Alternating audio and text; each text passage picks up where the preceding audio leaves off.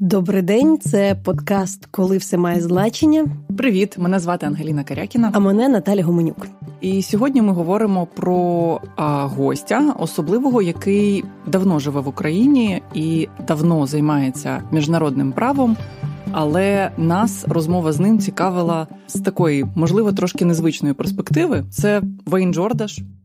Це британський юрист, один з найкращих юристів-міжнародників у сфері воєнних злочинів і всього того, що стосується міжнародного гуманітарного права. Вейн приїхав після окупації Криму сюди, щоб займатися цими справами і Донбасом, залишився в Україні, одружився, має тут родину, це його рідна країна сьогодні. Після повномасштабного вторгнення, звісно, він повністю ще більше включився в документування воєнних злочинів. Він є очільником юридичної компанії Global Rights Compliance, але це також і фонд, який працює з українською прокуратурою і радить, як правильно документувати воєнні злочини. Його досвід, безумовно, це досвід практикуючого юриста. Що особливо цікавим є в його біографії для тебе? Вейн працював на судах на Балканах, в Сierra Leone, в Камбоджі, але в судах він був адвокатом захисту, тобто він захищав воєнних злочинців. І в Україні він, по суті, вперше в такому масштабі на стороні жертв.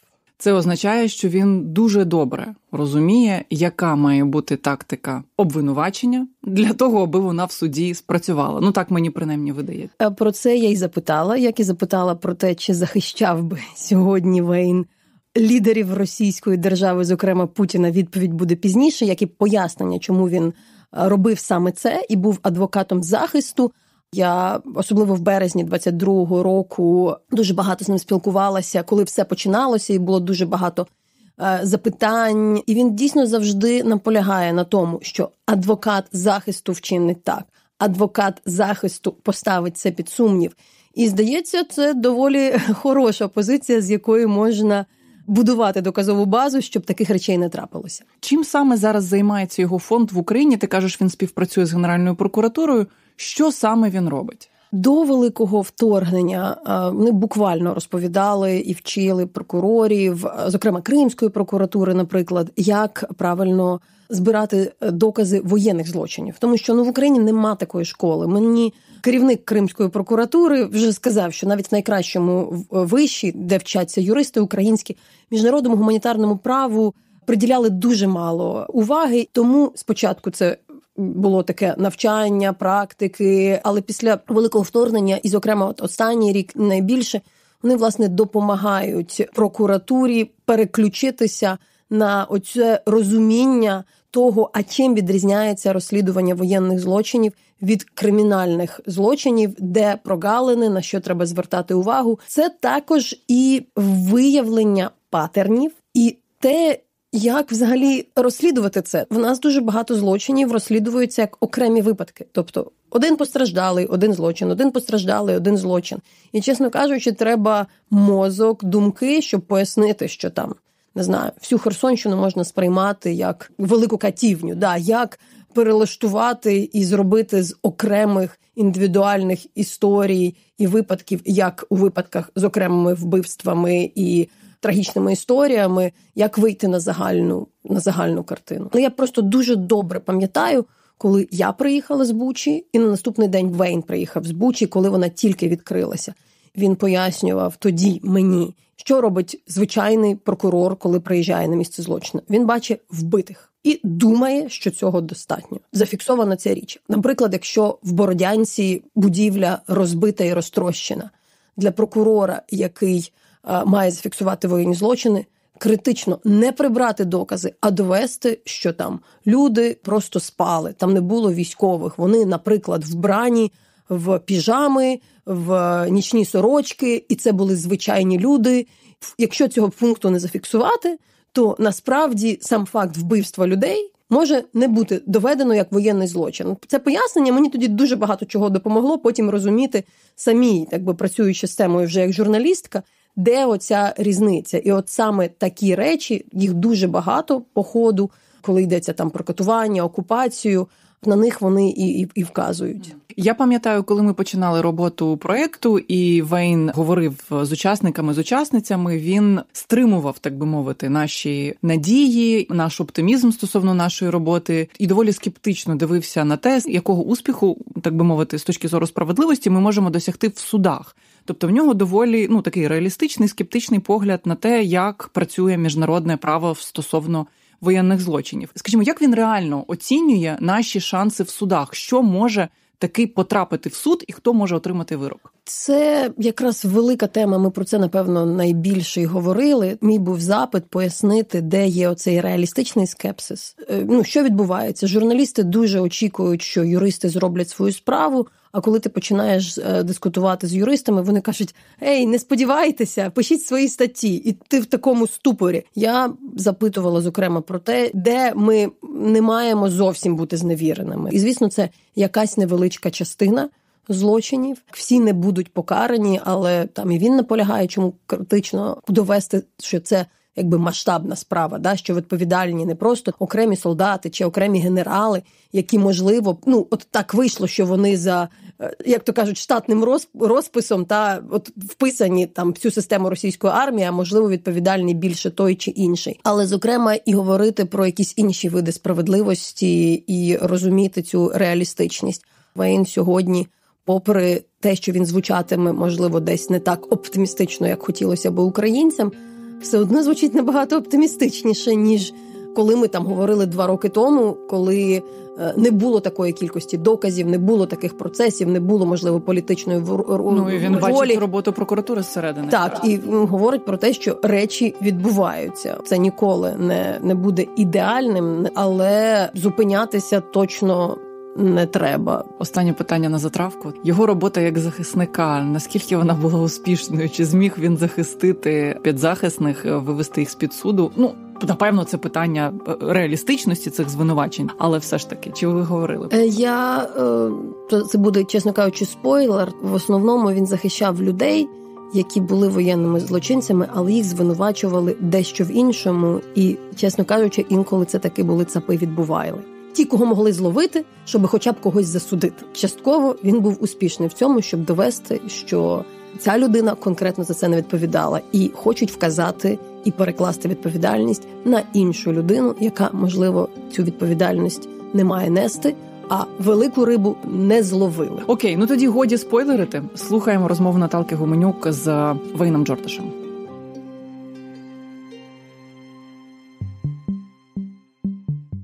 Wayne, great to finally talk to you in this podcast. Good to be talking to you. We do have a lot to cover, but I really want to start maybe even with some general ideas after the full-scale invasion. Right away, you came to Bucha, we were just opening these horrible scenes of the war crimes in Ukraine. It was already clear that it was horrible.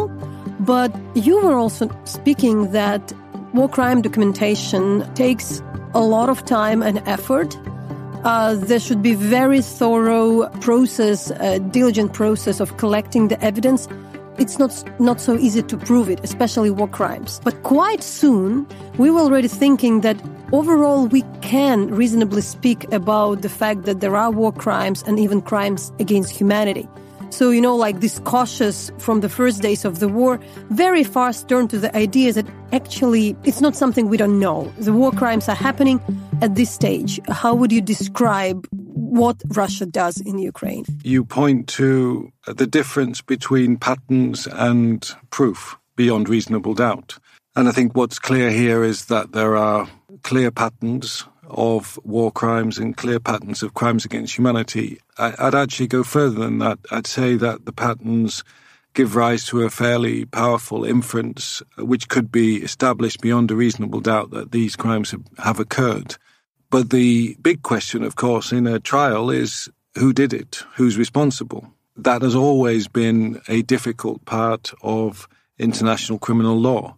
Trying to establish who the perpetrator was on the ground is difficult often, but I think more difficult is proving whether the organizers, the people at the top, the Putins of this world, should be held responsible for a particular pattern of criminality on the ground.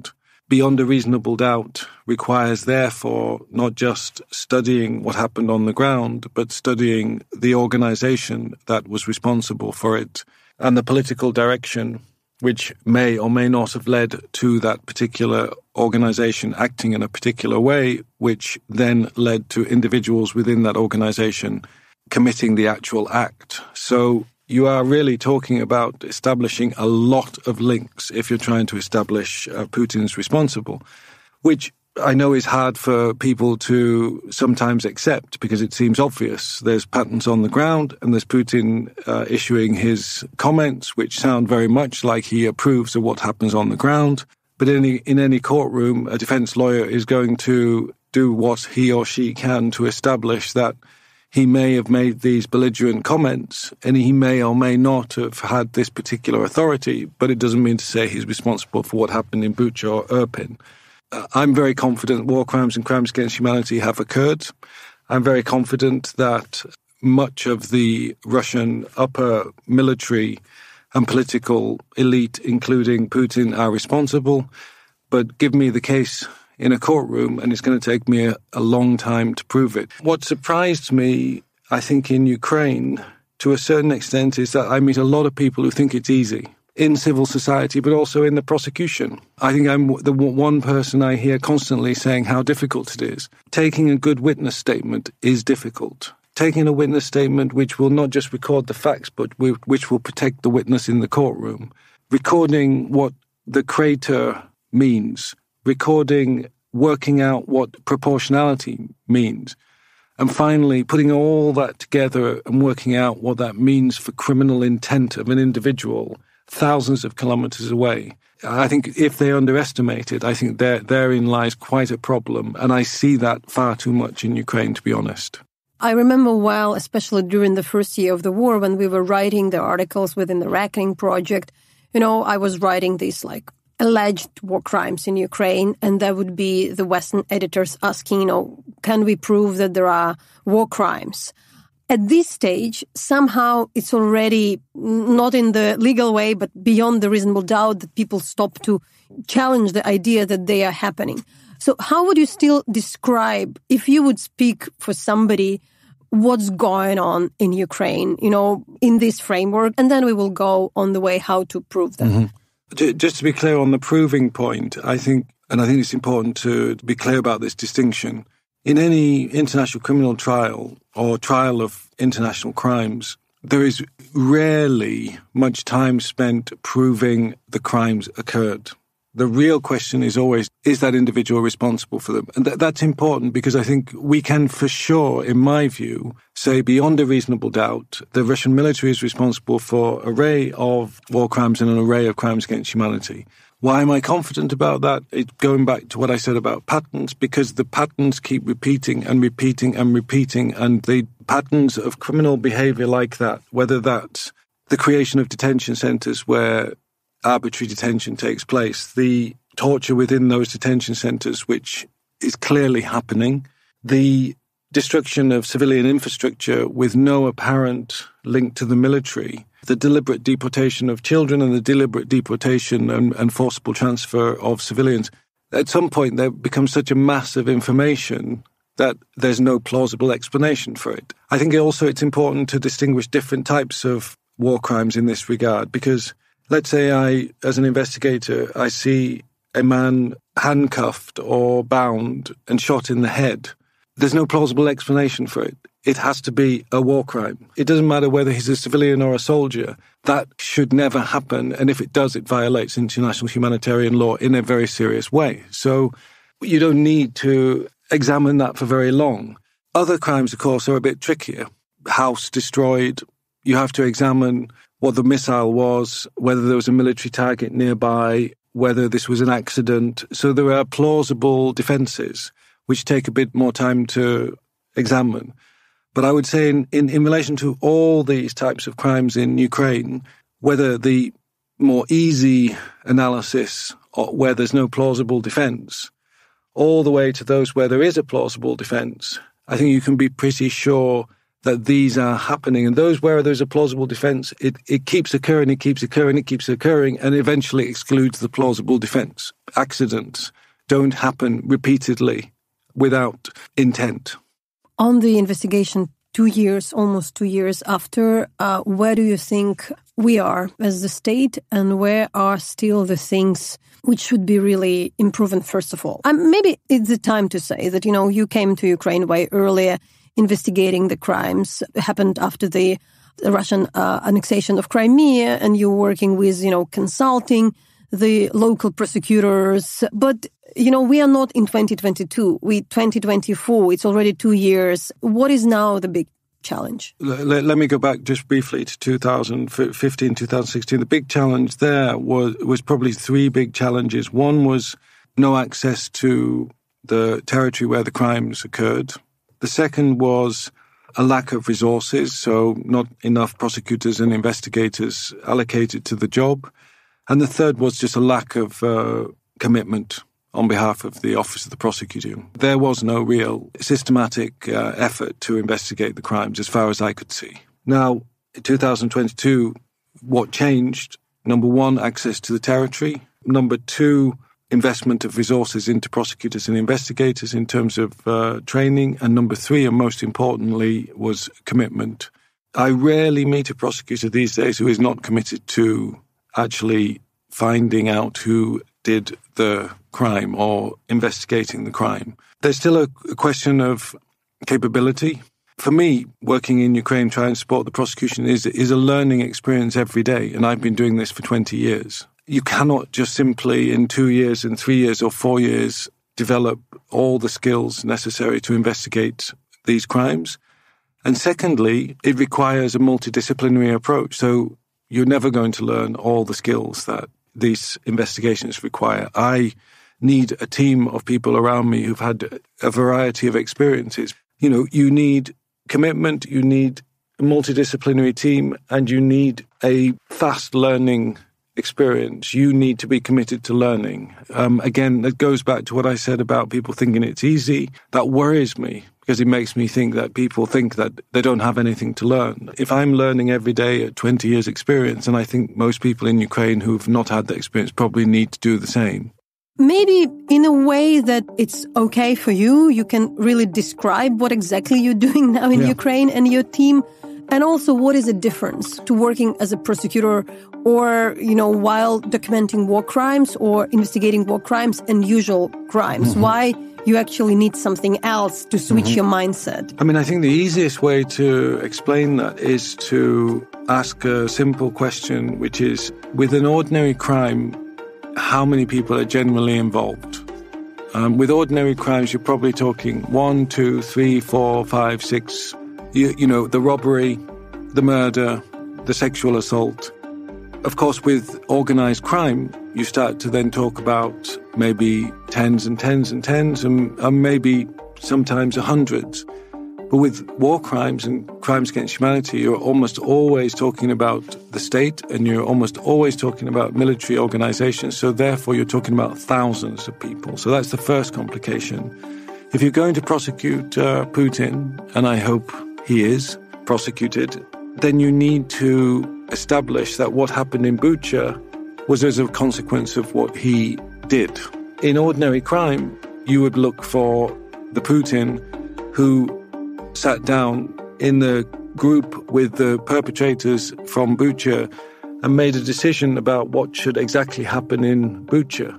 That's almost certainly not how the crimes in Bucha happened, almost certainly not how Putin is responsible for the crimes in Bucha. Putin didn't order the rapes in Bucha or the executions in Irpin or the indiscriminate shelling in Mykolaiv. What he did was he almost certainly sat around a table with the likes of Shoigu, the FSB and so on, and he decided he's going to take over a country, Ukraine, and he's going to subjugate the population, he's going to control the population, and he's going to extinguish their identity because they don't really have an identity. Now, if you have that discussion, you're not ordering crimes, but the discussion and agreements you're coming to involve the inherently involve the commission of crimes, because how do you subjugate a population? How do you extinguish their identity? How do you deny them the freedom to move and do as they wish and they think without massive repression? And what is repression? Repression is the massive commission of crimes, war crimes and crimes against humanity.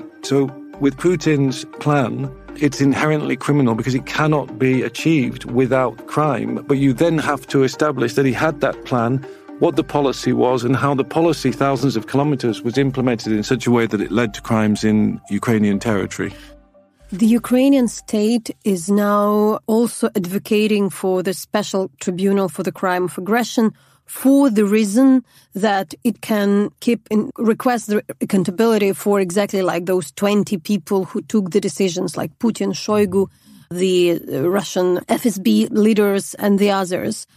I know you were changing also your opinion on that, how you can place that particular trial, because they don't look at the evidence on the ground. It's something else. Why it might be reasonable and why it's not exactly sufficient enough. How this should work together. I mean, you're right. I mean, initially, February 2022, I heard international lawyers like Philippe Sands, who I respect hugely, talk about the Tribunal for the Crime of Aggression. For me, the red flag stood up because I thought, here we go, international lawyers advocating for international tribunals which end up servicing international lawyers' agendas and salaries and actually often deliver much less justice than promised. And I think, and I've worked in all the international tribunals in relation to modern day international criminal law, and I've seen it time and time again, and I've seen many promises, much money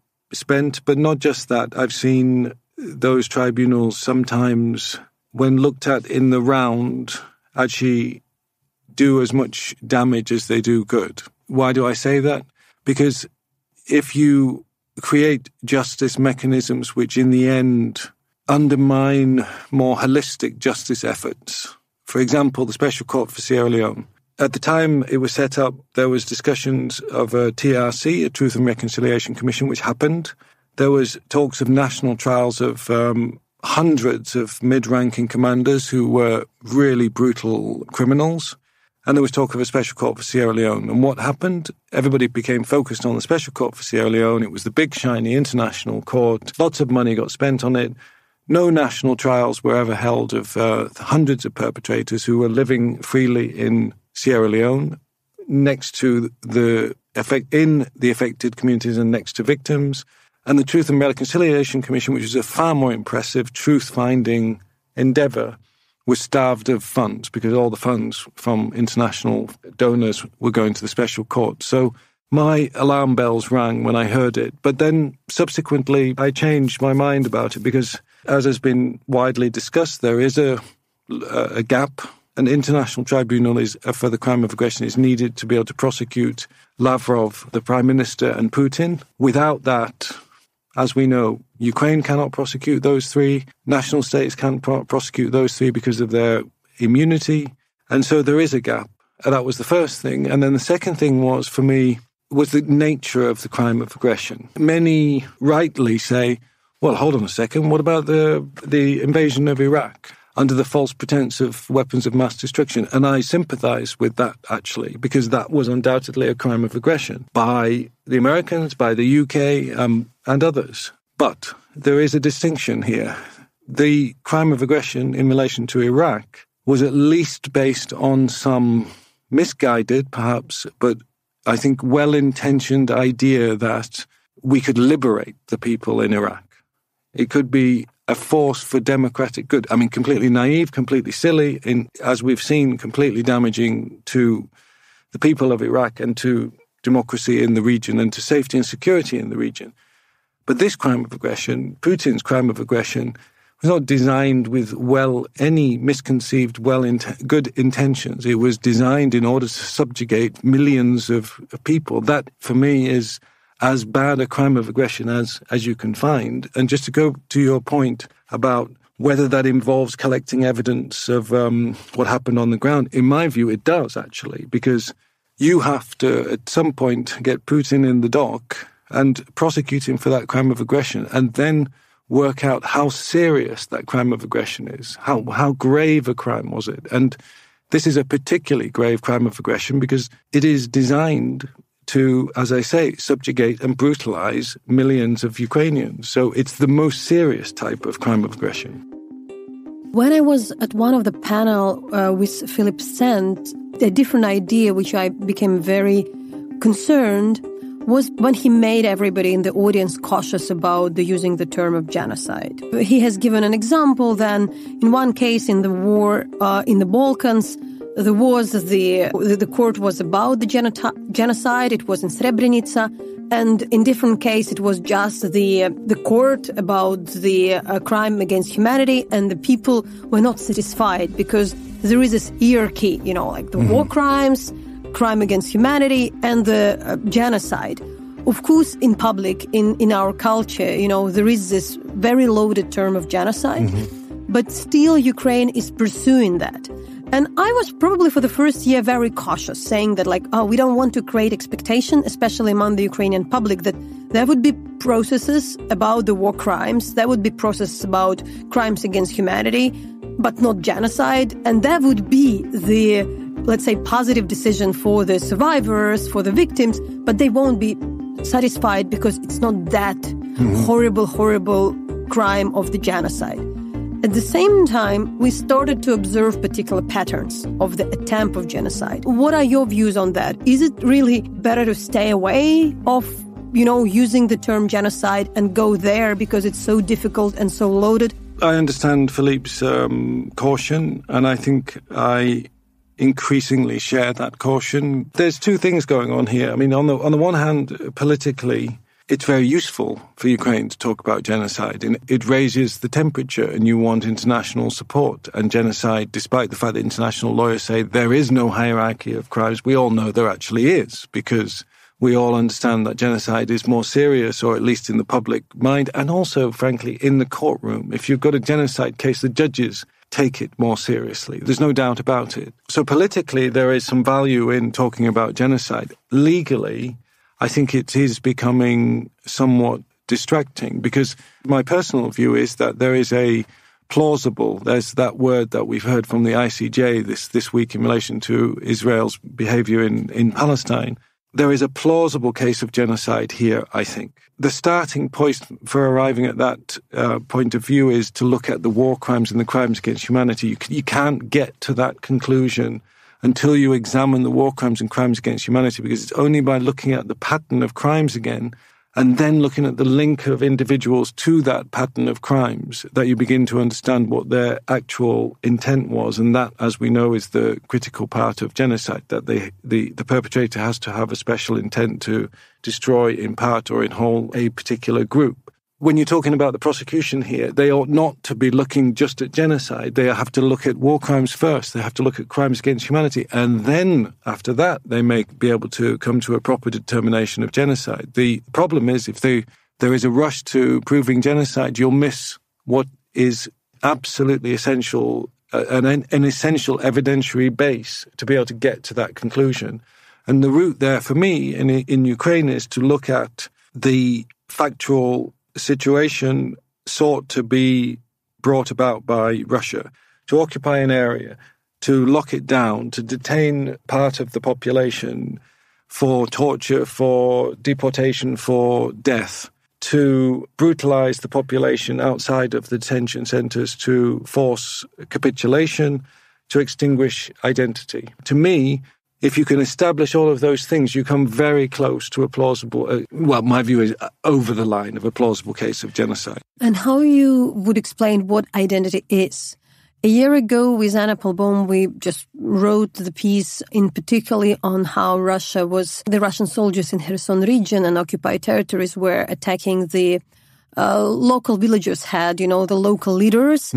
Since then, we went on. There are more and more and more incidents that in Kherson region, if you were a local leader, probably a head of the village, most probably you've been either detained or tortured or abducted, or even some of them were killed. And there are a lot of people, they are not ethnic Ukrainians. They could be on different ethnic groups from the various religions.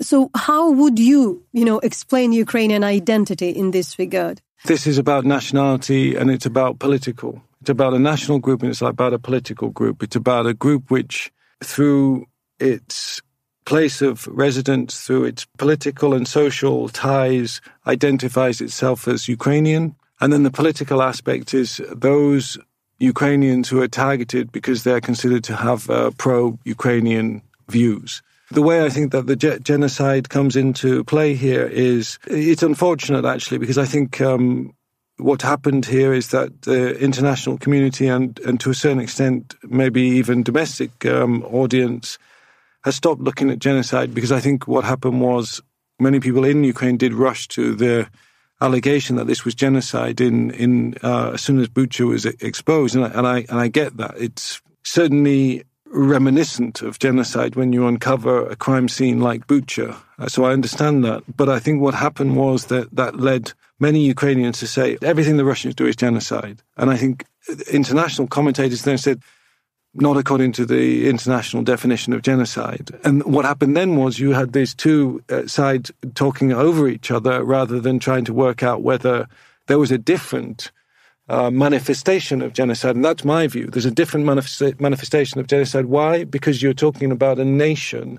You're not talking about an ethnicity like, say, in Srebrenica or in Rwanda, the classical genocides that we all think about in terms of modern-day genocide. We're talking about a nation. How do you physically destroy a nation, I think, is a different question to how do you physically destroy an ethnicity. One of the challenges is, and I think this is a general challenge for international criminal law in Ukraine, is the fact that if you look at the case law, if you look at the experience of modern-day international criminal law, nothing has been investigated and prosecuted which looks like what's happening in Ukraine. And if you look at the genocide case precedents at the International Criminal Tribunal for Yugoslavia, which looked at Srebrenica, if you look at the International Criminal Tribunal for Rwanda, which looked at the Rwandan genocide in 1994, they are not that similar. Rwanda was the mass killing of up to 800,000 Tutsis over, I think, three months with machetes.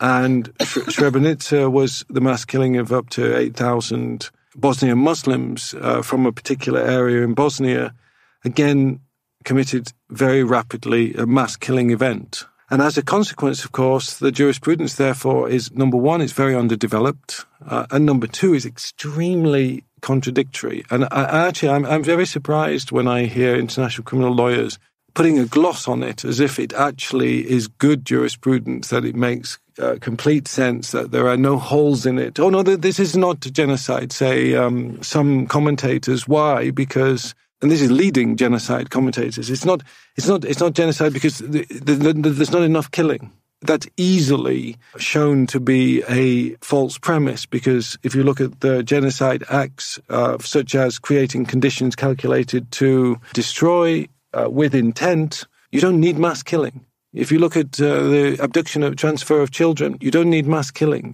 This idea that you need a mass killing event is not correct.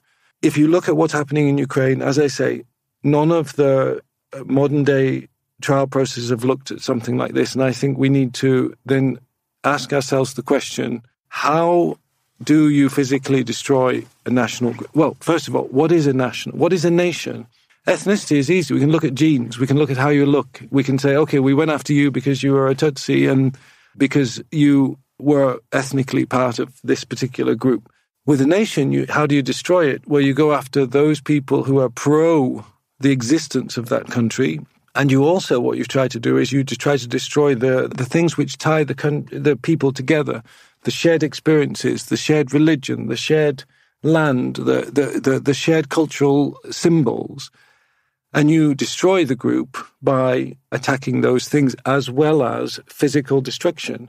And my view is that if you're attacking a nation, if you're trying to commit genocide of a nation, if you intend to commit genocide of a nation, or part of that nationality, you need a lot less physical destruction, but you need the physical destruction accompanied by the attempt to extinguish identity. And if you ask yourself the question, where would Ukraine be if Russia had been successful in its initial invasion in 5 years' time?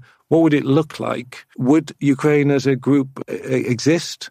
And if you look at it in 10 years, and this is where the abduction of children is really important to look at carefully, because a lot of that abduction is not just about stealing the children, but it's also about indoctrinating the children. In combination, you destroy the nation.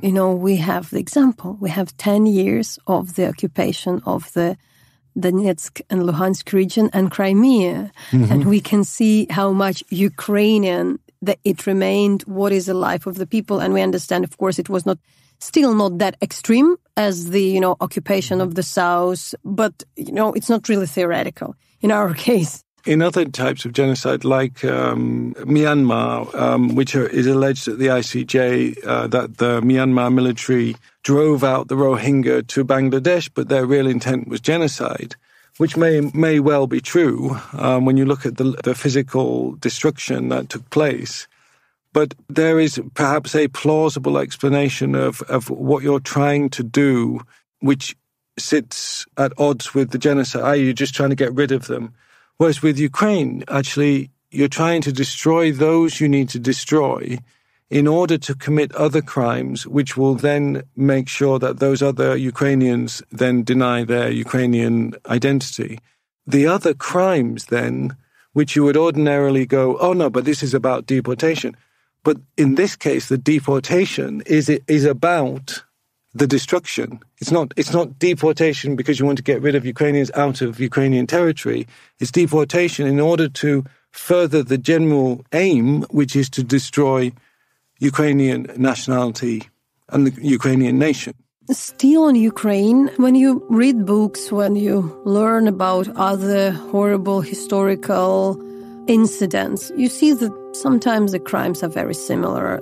How the people are killed, tortured, and even like the deportation of the children. There were cases of the separation of the children in Argentina. And actually, prior to that, the Franco regime did a lot on separating hundreds, thousands of children from their parents. So when you're looking at what's going on now in this war, with all your experience, what new do you see, and what are also like the new challenging types crimes to prove and to deal? When it comes to looking at sophisticated legal systems, it's only existed for 30 years. You're talking about 1994. Very young. And if you look at a lot of the products coming out of international courts, they're not particularly impressive. And therefore, there is a long way to go in terms of defining the crimes, defining the way to investigate the crimes, defining the type of evidence you need to prove the crimes, and exploring methodologies to make sure that this type of criminal behavior is accurately adjudicated in a courtroom. So, to your question, nobody's ever prosecuted ecocide, as far as I'm aware, certainly not in an international court. Nuclear power never appeared in an international court. As I said before, genocide of a nation, as far as I'm aware, never in a national court and never in an international court. So there are a lot of firsts in Ukraine, and I think this is going to make life very more difficult for Ukrainians. And I think it's also making life difficult for international criminal lawyers. At the same time, as long as I get out of Ukraine and speak especially to the journalists, and the further they are, let's say, they have more questions and also less trust to the international courts, and especially people from the Balkans would say, like, don't be naive. It doesn't work. It lasts very long. And there would be people coming from Cambodia and saying, a lot of money has been spent. However, we persecuted number 1, brother 2, brother 3, and that's it. All those cynicism is there. Partially, Russia also played on this cynicism, because a lot of messages I heard was not about that, like, oh, there are no Russian war crimes in Ukraine, but, the idea that, like, I would be never persecuted. And even if it'd be persecuted, there would be some scapegoats, low figures, but just forget about that, give up. You're very critical because what are the things where you are now with everything we have discussed, where things went good, or at least we can be satisfied and learn. Where were the mistakes? First of all, sort of international courts are, in a sense, a sign of failure at the national level to bring about investigations and prosecutions of international crimes. On top of that, I would say international criminal tribunals have been disappointing, no doubt about it. I think They promised a lot. I mean, in the 1990s, they were promising to reconcile warring parties, bring about peace, bring about accountability, and the list goes on. And I think as a consequence of that, they promised too much and they delivered too little. I am cynical in that sense. On another level, though, I'm also hopeful, and I think Ukraine gives us some hope, because I think, first of all, as you say, the national community rose up and decided that they had to do something about it. Civil society, as I said earlier, the prosecution became very committed to the cause, and I meet many civil society activists who are also committed to the cause. And that's the starting point. That has to be the starting point, as is well known. 90% or more of the crimes have to be investigated and prosecuted here. But what is in between? In the Reckoning Project, our chief lawyer, Ibrahim Olabi, whom you know, really speaks about this idea of the justice as a process. Mm-hmm. Because I also see this gap. Just this weekend, I had to talk to a number of the survivors and our witnesses of crimes in 2 years ago, so it's already time. And I needed to ask the question whether they had some interaction with the law enforcement. Some had this interaction, half a year ago. They have no idea what's going on. And some of the people, they are already suspicious, or at least they're disillusioned. We also understand that sometimes in the rooms, even if there are trials in Ukraine, in absentia, there are almost no journalists. I do understand that it's not like there was a crime and there would be in 3 years the verdict. There should be something going on in between. What that should be? What is success? I think we need to redefine that with Ukraine. I think we need to redefine that with lots of criminal processes in relation to international crimes. I don't see success limited to trials. I think success is to document and investigate and point the finger powerfully at those responsible. What does it mean? Point the finger powerfully? Build cases and advocate for their surrender and trial.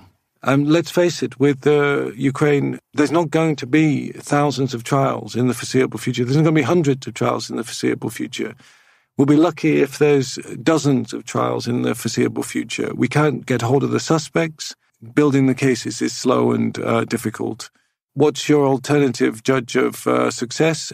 To my mind, is to take a more sort of wider perspective. And of course, I recognize it's easy for me to say I'm not a direct victim. But we know Russia denies its criminal behavior. We know that it manages to garnish support from many different countries for their denials. But we also know that, as Ibrahim says, that justice is a process and it takes a very long time. What we want is, in 20 years' time, when those Russian suspects become available or make a mistake and become detained, we've got the cases ready for them.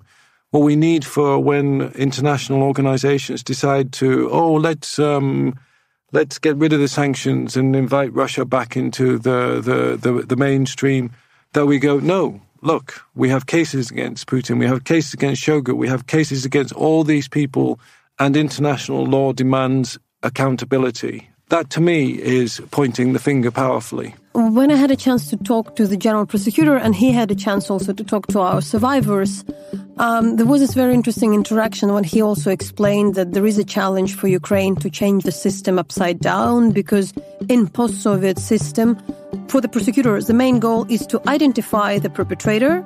Mm-hmm. You didn't really care very much about the victims. And now you are here, have the situation when you have hundreds, thousands of survivors and victims and just a few possible perpetrators.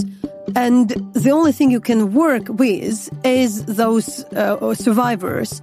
And there are some tiny, but I think very symbolically important changes, like, for instance, changing the term interrogation into the witness interview, which makes this process more human, because interrogation in Ukraine, really, you are afraid if somebody approached to interrogate you.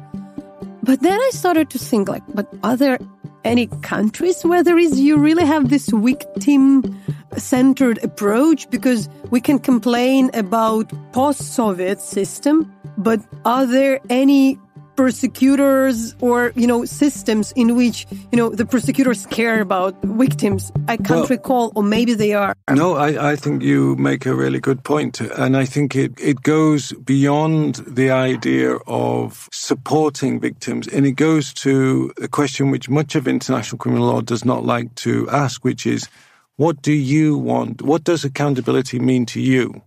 And I think if you ask that question in many countries, what you don't get is, number one, we want trials, we want retribution, we want the person in prison. If you go to Sierra Leone and you ask many of the victims, and I was there for a very long time, 6 years, and you ask the general population what they wanted in relation to the civil war, which killed many villagers and many innocent people and burnt their houses down, what did they want? They wanted a new house. They wanted a community which looked after them before they wanted a trial.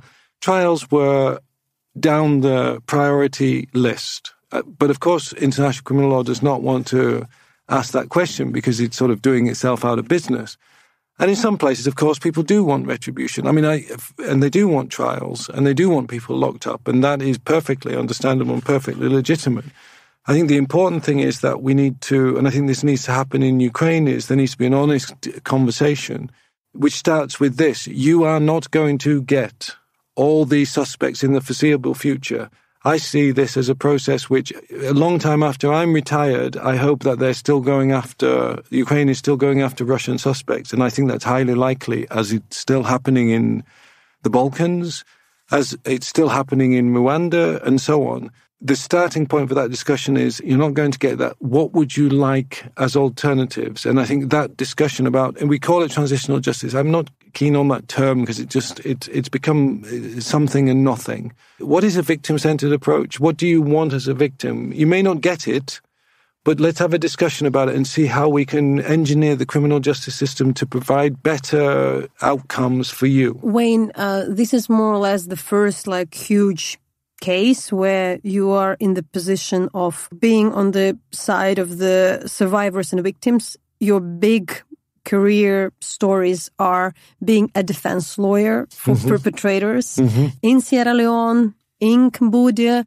How would you explain what were you exactly doing, why you were doing this? Now I think my CV is sort of filled with representing victims and working in Ukraine. But like you say, the first part of my career was as a defense lawyer. And actually, I started off as a defense lawyer in the UK, as a barrister there. And actually, I still see that as some of the most valuable human rights work I did, because I was defending people from the lowest socioeconomic group, a lot of black people who were committing crimes because they were drug addicts, because they'd been abused as kids, because they lived in terrible circumstances and conditions, and that poverty and deprivation leads to crime. And so I did a lot of defending of those types of individuals, and as I say, I still think it's some of the most valuable human rights work I did. It then made a lot of sense in 1999 when I began to work internationally to continue being a defense lawyer. And it also made a lot of sense because at that point, defense rights in the international criminal world were really, really poor, to the point that you couldn't even use the same facilities as the prosecution and the court. To the extent that you could have no real cross-examination, no equality of arms between the prosecution and defense. It was almost impossible to get acquitted in the first 10 or 15 years. You were responsible because of your title, not because of what you did. So that was also very valuable work, I think, that I did in the human rights sphere. And I still think there's problems with defense and accused rights. Ask the Ukrainian population, and this is true of almost all populations, ask them, is that person responsible? And they go, for sure they're responsible. Why? Well, because they're the general. And often that's true, but it may also not be true. And I think it's because of my background, because I believe in the rights of the individual, and human rights, I think, are important even more so when it's not a popular cause. So defending individuals charged with war crimes and crimes against humanity is not a popular cause, and that's when they're most at risk, in my view. We never really touch it. In these processes in Rwanda, in Sierra Leone and Cambodia, with your previous experience as a defense lawyer, so where was the problem? How you managed to defend those perpetrators? Whether they wrong targets, were they not responsible? Because it's also something we can understand in our trials that probably the wrong guys would be accused, or maybe they would be accused for different types of crimes. So what is your major experience from that we can learn as well? Well, I think two lessons to learn. One is that it's not as easy as people think to establish evidential links between what the top people do and the crimes on the ground.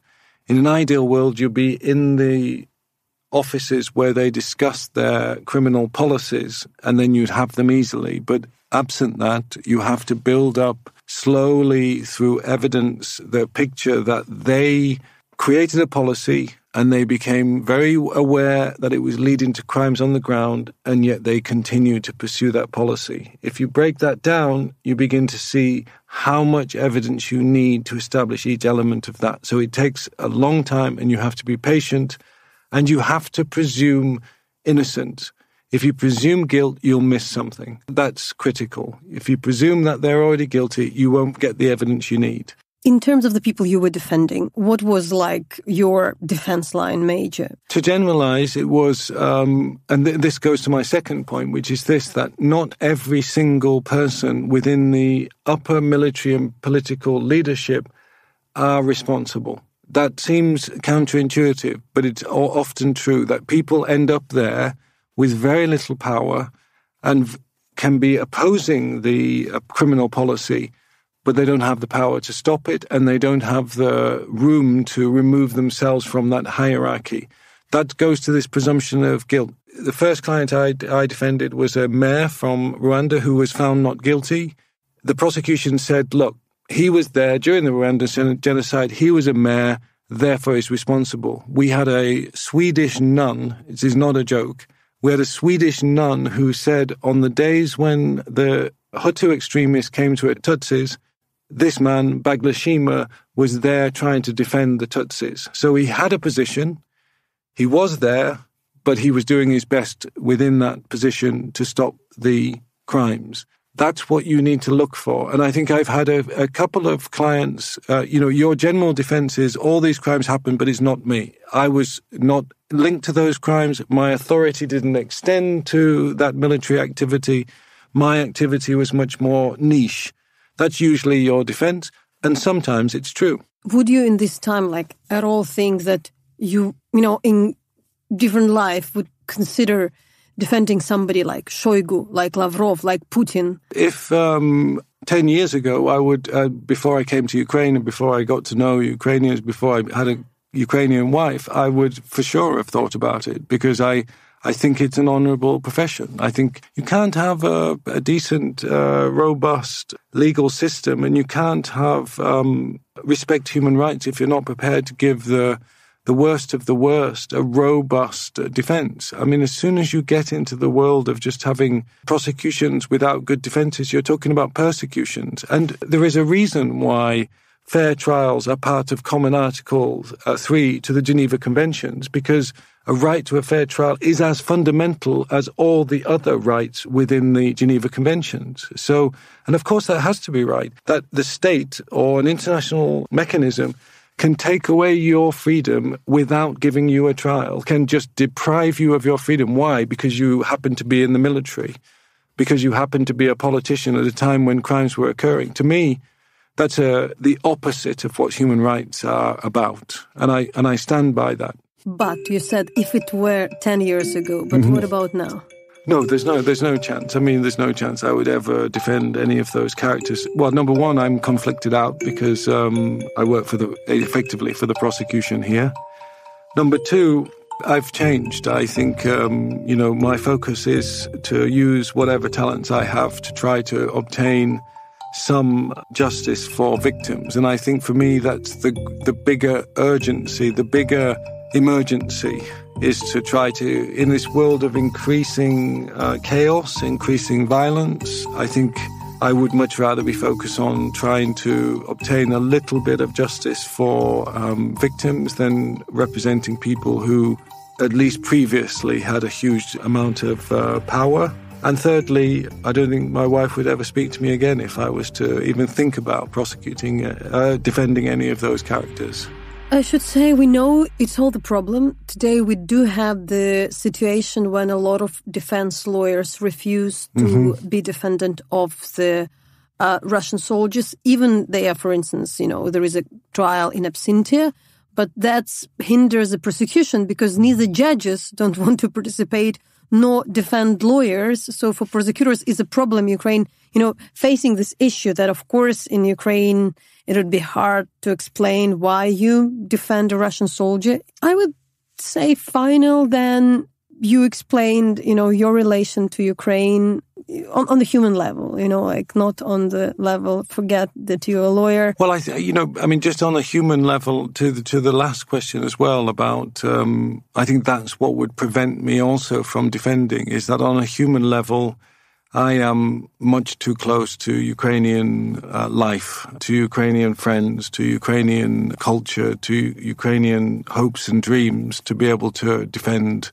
a Russian, without all of that getting in the way. So that's one thing. In terms of Ukraine, I think on a personal level, I've lived in many different countries, and I think I came to Ukraine when I was 45, and I was thinking that perhaps I should try to find a place to buy a house and live more normally, build some stability in my life. And at the time I was thinking about Paris, where I was living, and I was thinking about Serbia, where I've been traveling to for many years, and I was thinking about Holland, where at the center of international criminal law.